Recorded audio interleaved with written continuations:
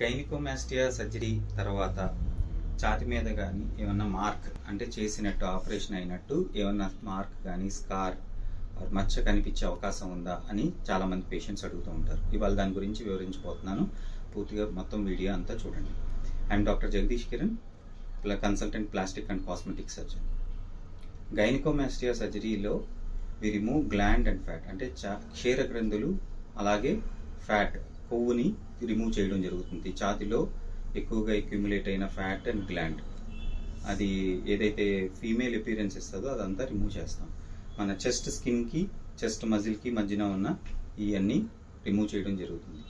వీటిని రిమూవ్ చేయడానికి మేము దీన్ని ఒక కీ హోల్ సర్జరీ కింద చేయడం జరుగుతుంది.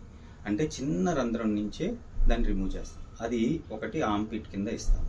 దాన్ని ఇంత 4 mm కట్టే ఉంటుంది. దాంట్లో నుంచి లైపోసక్షన్ అన్నది చేయబడుతుంది. దానివల్ల అది చిన్న స్కార్ ఉండడం వల్ల అది అండర్ ఆర్మ్ కింద ఉండడం వల్ల కనిపించదు.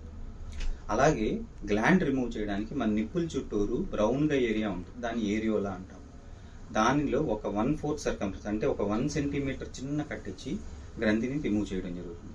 సో ఈ స్కార్స్ తర్వాత కనిపించవు, ఎందుకంటే అక్కడ మళ్ళీ పిగ్మెంటేషన్ వచ్చి ఆ స్కార్ని కవర్ చేయడం జరుగుతుంది. అందుకని దీన్ని స్కార్లెస్ అంటాం. ఒక 3 months to 6 months down the line ఎవరు దాన్ని ఐడెంటిఫై చేయలేరు. అందుకనే ఇది స్కార్లెస్ సర్జరీ.